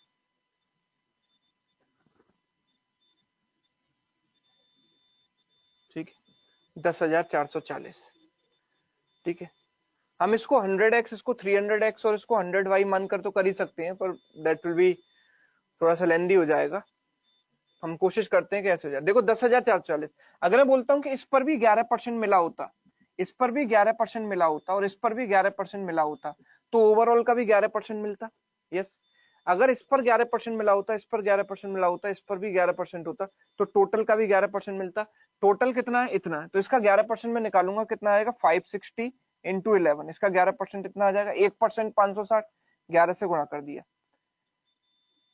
11 इंटू 66, 55 और 6 61, 6160। तो उसे इंटरेस्ट कितनी मिलती, 6160 की मिलती। यस, लेकिन अभी उसे एक्स्ट्रा मिली है, कितनी कितनी एक्स्ट्रा मिली है भाई, इतनी एक्स्ट्रा मिली है। ठीक है, इन दोनों का डिफरेंस देखें तो कितना आएगा, 0, this is 8 and this 103, 3 minus 1 is 2 and this is 10 minus 6 is what, 4, 4280। 4280 extra किस वजह से मिला है, क्योंकि इसका 4% ज्यादा था, इसका 4% ज्यादा था, और इसका कितना परसेंट ज्यादा था, 10%। मतलब इसका 4% प्लस इसके 10% का सम कितना होना चाहिए, 4280 होना चाहिए। तो इसका 4% कितना होगा, 4/100 ऑफ दिस नंबर x या b, प्लस इसका 10% कितना होगा, 10/100 of c, and that is equal to कितना, 4280। ठीक है, तो that will B 4b plus 10c बराबर 428000। ठीक है, और a plus B plus C total कितना है, a plus B plus C हमें पता ही है 56,000, a plus B plus C 56,000। ठीक है, तो बी हम कैंसिल करना चाहेंगे क्योंकि हमें ए और सी ऑलरेडी पता है, ए और सी में एक रिलेशन पता है कि इट इज 1/3, तो बी को कैंसिल करेंगे तो हो जाएगा 4 times 4a plus 4b plus 4c बराबर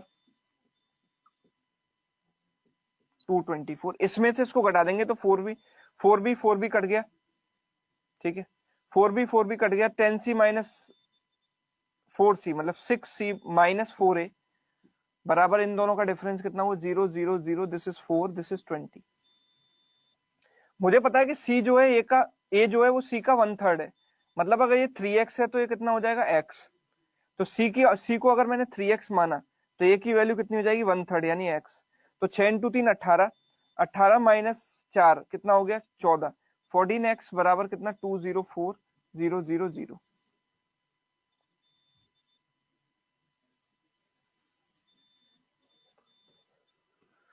फिर काफी लेंदी हो रहा है लेकिन ये फिर भी अगर इसको देखा जाए इस तरीके से तो लेंदी हो रहा है काफी। Find the amount invested in bank B, bank B हमें निकालना है, तो इस टोटल में से ए प्लस सी हमको घटाना पड़ेगा, ए प्लस सी हमको ए और सी निकालने पड़ेंगे 4x, तो फॉर दैट 7 से कैंसिल होना चाहिए,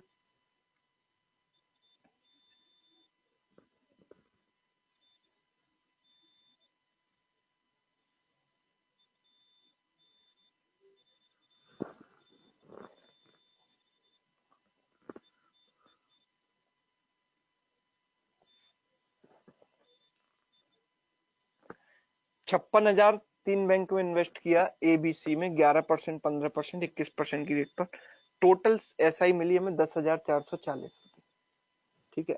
amount invested in bank A was 33.33% of total यानी 1/3। तो what was find the amount invested in bank B, bank B में कितना अमाउंट इन्वेस्ट हुआ ये बताना है।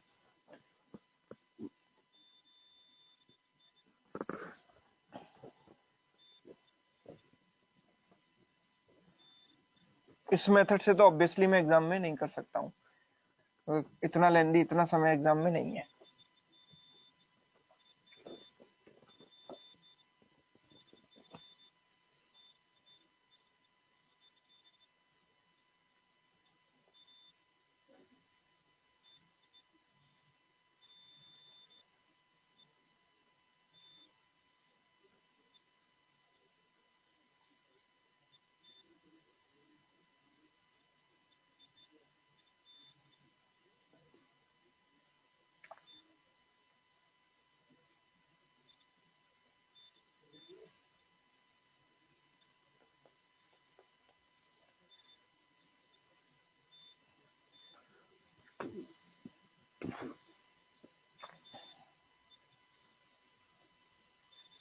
चलिए अभी के फिलहाल के तौर पर इसको स्किप करते हैं, बाद में देखेंगे। नेक्स्ट क्वेश्चन दिखाइए सर। कंटेनर कंटेन्स, हाँ तो ये हमने जो मैंने आपको बताया था अभी थोड़ी देर पहले, रिमूवल एंड रिप्लेसमेंट का कॉन्सेप्ट सबसे पहले सेशन के बिगनिंग में मैंने आपको बताया था, तो उसमें उस पर बेस्ड ये सवाल है। A container contains 10 litre of pure milk, शुरुआत में क्या था 10 लीटर प्योर मिल्क था, ठीक है, और कुछ नहीं था उसमें, 10 लीटर मिल्क था। A person takes out 1 litre of milk and replaces with water, again 1 litre milk is taken out replace with water, this process is repeated 1 more time. तो कुल मिलाकर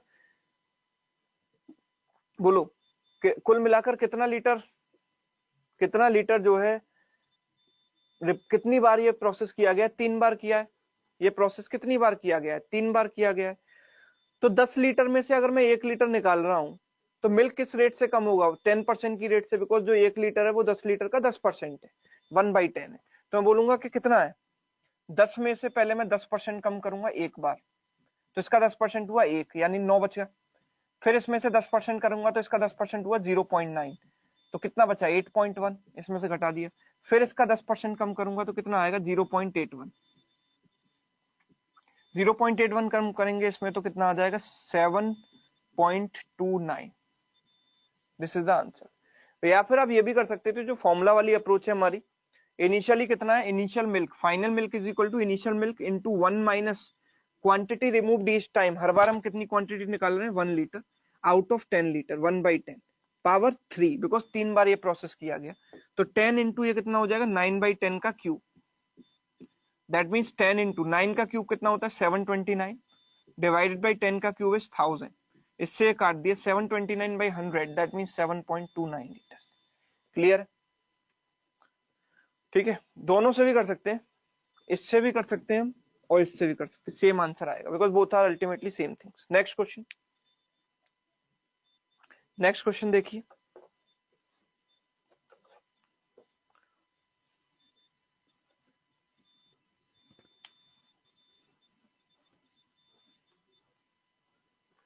A container contains 60 liters pure milk.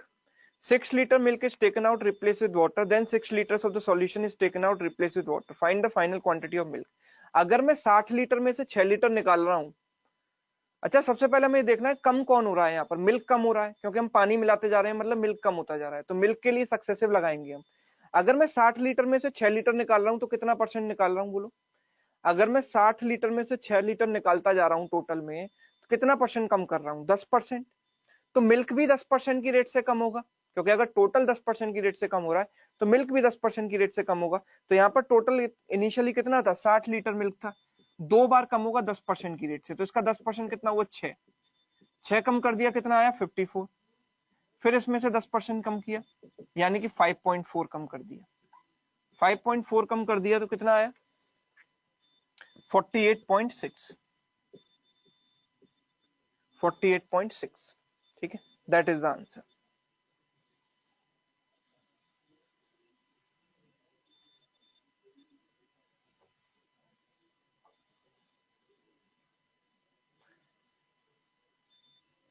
चलिए आगे बढ़ते हैं। Next question, next question आपके सामने आ चुका है, देखो उसको।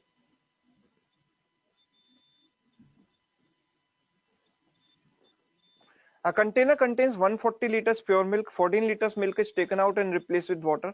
Then 28 liters solution is taken out and replaced with water. Find the final quantity of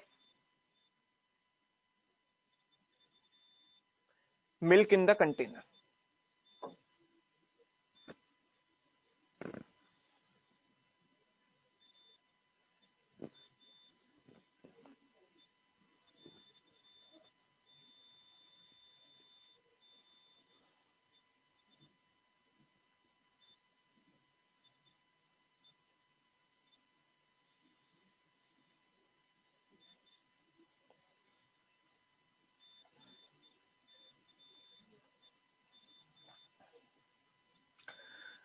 तो सबसे पहले हमने 14 लीटर निकाला है 140 में से।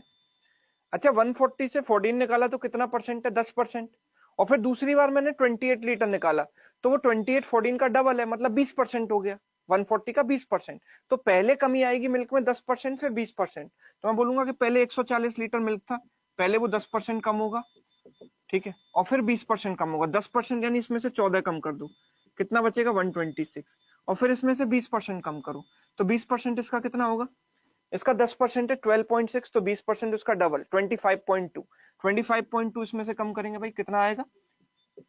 100.8। 100.8। Clear? That is the answer. तो 10% 20%, क्योंकि 14 लीटर 140 का 10% है, तो 28 लीटर 20% है। तो बस सिंपल रेट निकालो, खत्म करो, डिक्रीज करते जाओ सक्सेसिव। नेक्स्ट, आप बिना परसेंटेज के भी कर सकते हो, आप फॉर्मूला लगा सकते हो। पहले 140 था, उसमें से मैंने 14 लीटर निकाला 140 में से, फिर 140 वापस बन गया क्योंकि मैंने मिला दिया था, फिर उसमें से मैंने 28 लीटर निकाला 140 में से, तो ये कर दो।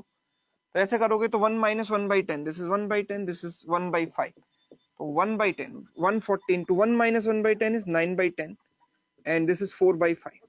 Now once you solve this, you'll get the same thing, 100.8. Next question, अगला सवाल देखो आपके सामने है।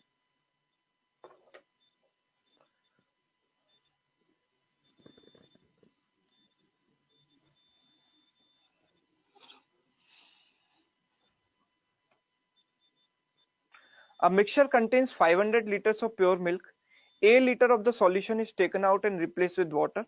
This process was repeated twice more. If the final quantity of milk is 256 liters, find the value of A. तो 500 litre pure milk ही था, मतलब vessel में कुछ और नहीं था, केवल मिल्क ही था। तो हम बोलते हैं कि फाइनल मिल्क कितना होता है, फाइनल मिल्क बराबर initial milk into 1 minus quantity removed each time, let's say that is A, divide by total initial quantity power n, यही फॉर्मूला होता है। तो फाइनल मिल्क कितना बचा है, लास्ट में दिया गया है हमको, फाइनल मिल्क है 256 लीटर, इनिशियल मिल्क कितना था 500 लीटर, 1 माइनस, हर बार हम कितनी क्वांटिटी निकाल रहे हैं A litre, divide by total initial quantity, क्योंकि केवल मिल्क ही था और कुछ था ही नहीं, तो 500 ही होगा टोटल, क्योंकि वाटर तो था ही नहीं वहां पर। पावर ऐसा कितनी बार किया गया, पहले एक बार किया गया, फिर 2 बार और किया गया, मतलब टोटल 3 बार ये प्रोसेस किया गया है। अच्छा, दोनों साइड अगर इसको कैंसिल कर देते हैं, अगर 4 से तो 64 आएगा, 4 से कैंसिल करेंगे 125 आएगा। दोनों साइड अगर हम क्यूब रूट ले लेते हैं या फिर इसको इधर ले आते हैं, 64 बाई 125 बराबर 1 माइनस ए बाई 500 का होल क्यूब। ठीक है, तो हम बोलेंगे भाई ये कितना है, इसका क्यूब रूट लिया तो इसका क्यूब रूट 4 है, इसका क्यूब रूट कितना है 5, 4 by 5 is 1 minus a upon 500, तो a by 500 is equal to 1 minus 4 by 5 यानी 1 बाई 5, 5 से इसको काट दिए 100 बार, तो ए की वैल्यू कितनी आएगी 100 लीटर। तो हर बार हम कितनी क्वांटिटी निकालेंगे 100 लीटर। ठीक है, that way we can solve this. Okay, चलिए, सबको क्लियर है, वाई टाइप कर दो कमेंट बॉक्स में। ठीक है, अगला सवाल, अगला सवाल देखो, ट्राई करो उसको जल्दी से आंसर बताओ इसका।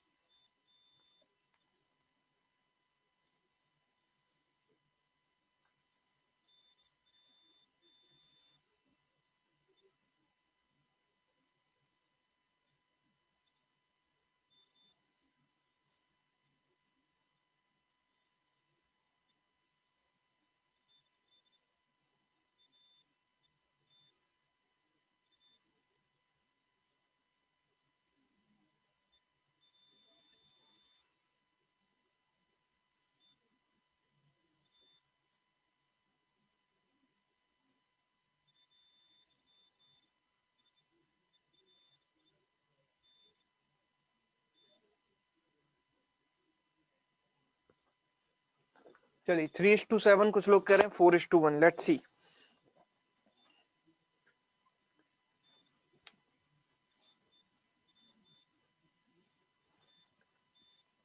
देखो, a 20 liter mixture of milk and water contains milk and water in the ratio of 3:2। 20 litre है टोटल, अगर 3:2 में मैं इसको स्प्लिट करूंगा तो मिल्क आ जाएगा कितना और वाटर कितना आ जाएगा, तो 3 और 2 5 की वैल्यू 20, तो 1 की वैल्यू 4, तो 3 की वैल्यू 12 और 2 की वैल्यू 8, 12 और 8 आ जाएगा मिल्क और वाटर। अब हमने 10 litre mixture is removed, 10 litre mixture में निकाल रहा हूं, अगर मैं टोटल 20 में से 10 लीटर निकाल रहा हूं तो कितने रेट से कम कर रहा हूं बोलो, अगर मैं 20 लीटर में से 10 लीटर निकाल रहा हूं तो 50% निकाल रहा हूं, 50% निकाल रहा हूं ना, तो 50% बचेगा। अच्छा, कम कौन होगा यहाँ पर, कम कौन होगा, यहाँ पर बोला कि 10 litre mixture is removed and replaced with pure milk, हम मिल्क मिलाते जा रहे हैं, तो कम कौन होगा, तो यहाँ पर ये हमें ध्यान देने वाली बात है कि कम होगा यहाँ पर वाटर, किस रेट से 50% की रेट से, कितनी बार 2 बार, बोला कि 2 रिमूवल किए गए हैं तो इसलिए 2 बार, तो इसमें 50% कम कर दोगे तो आधा बचेगा, कितना बचेगा 4। इसमें फिर 50% कम करोगे तो आधा कितना बचेगा 2। तो मेरे पास वाटर कितना बचेगा 2। इसका मतलब मिल्क कितना आएगा, टोटल तो फिक्स रहता है, टोटल तो सेम रहता है, तो मिल्क कितना आ जाएगा 20 - 2 यानी कि 18। तो मिल्क और वाटर हमें बताना है कि what is the ratio of milk and water in the resultant mixture. तो मिल्क इज टू वाटर कितना आएगा 18:2 यानी कि रेशियो इज 9:1। ये आंसर आएगा इसका। ठीक है, चलिए नेक्स्ट क्वेश्चन ट्राई करो इसको।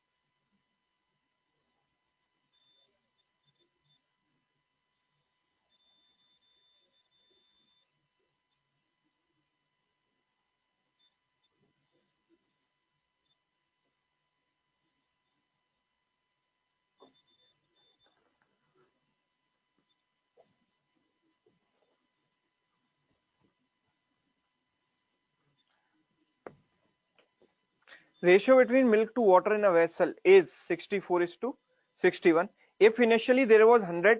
तो अभी ये करंट है, मतलब ये जो रेशियो दिया गया 64:61 that is after removal and replacement. Initially क्या था, केवल 100 लीटर मिल्क था और कुछ नहीं था। तो हम बोलते हैं कि फाइनल मिल्क बराबर initial milk 1 minus milk removed और the quantity removed in each cycle divide by total initial quantity power n। यही फॉर्मूला होता है। अब मुझे पता है कि टोटल तो सेम ही रहने वाला है ना, रिमूवल रिप्लेसमेंट है, टोटल सेम रहेगा। तो टोटल पहले 100 लीटर मिल्क था, तो अभी भी टोटल कितना रहेगा 100 लीटर ही रहेगा सॉल्यूशन। अब उसमें कुछ वाटर भी होगा लेकिन सॉल्यूशन टोटल 100 लीटर ही रहेगा। तो उसमें मिल्क कितना होगा, क्योंकि रेशियो में पता है 64/61, मिल्क और वाटर का जो रेशियो है 64/61 है। अब तो अगर मैं इसमें मिल्क निकालना चाहूं तो कितना पार्ट होगा 64 अपॉन टोटल। टोटल कितना है इनका 125 into sum of the quantity. तो टोटल क्वांटिटी तो 100 लीटर रहने वाली है।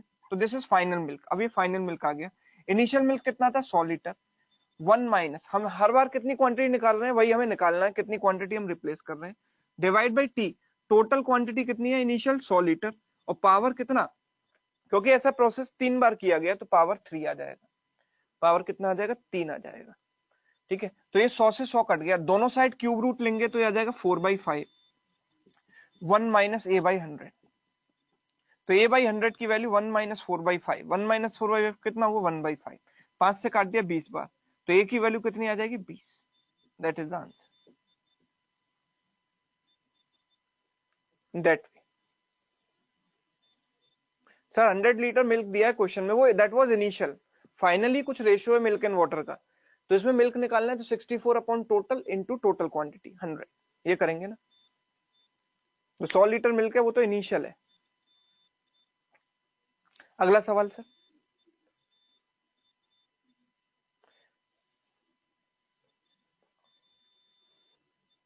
तो ये क्वेश्चन अपने आप ट्राई करना घर पर, ठीक है, ये क्वेश्चन अपने आप ट्राई करना।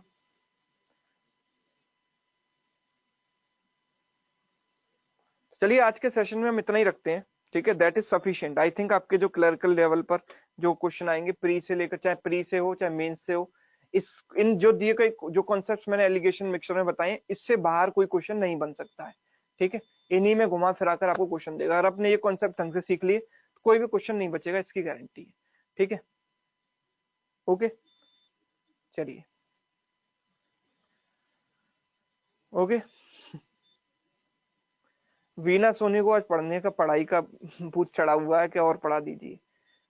हाँ, हैंड आउट मैं आपको शेयर कर दूंगा, ओके, चलिए हैंड आउट शेयर कर दीजिए सर जरा। इसमें कुछ क्वेश्चन और बचे हैं, वो आपके प्रैक्टिस के लिए हैं, ठीक है, वो होमवर्क है प्रैक्टिस के लिए। सर दिखा, ये शेयर कर दीजिए।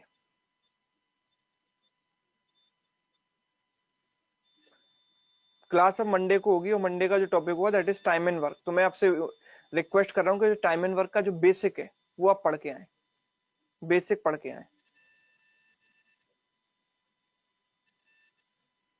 सर वीना सोनी को यहाँ पर ब्लॉक कर दीजिए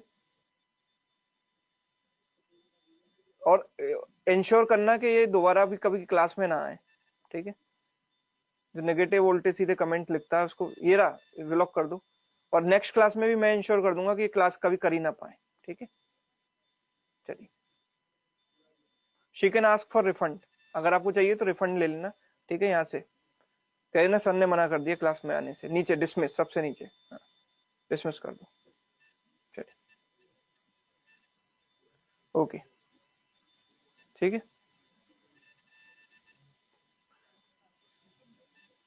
तो होमवर्क वाले क्वेश्चन दिखा देते हैं सर, एक बार नेक्स्ट वाला क्वेश्चन दिखा दो।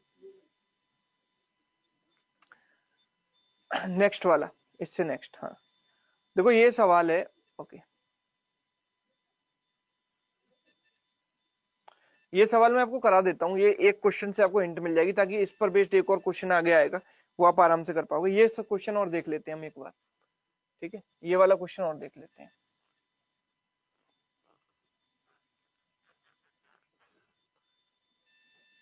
ये सवाल देखो देखो, ये बहुत इंपॉर्टेंट कॉन्सेप्ट है, एक बार इसको और डिस्कस कर लेते हैं। यहाँ पर है क्या कि the two vessels A and B of equal capacities contain mixture of milk and water in the ratio of 4:1 and 3:1। तो A और B की क्या है, इक्वल कैपेसिटीज।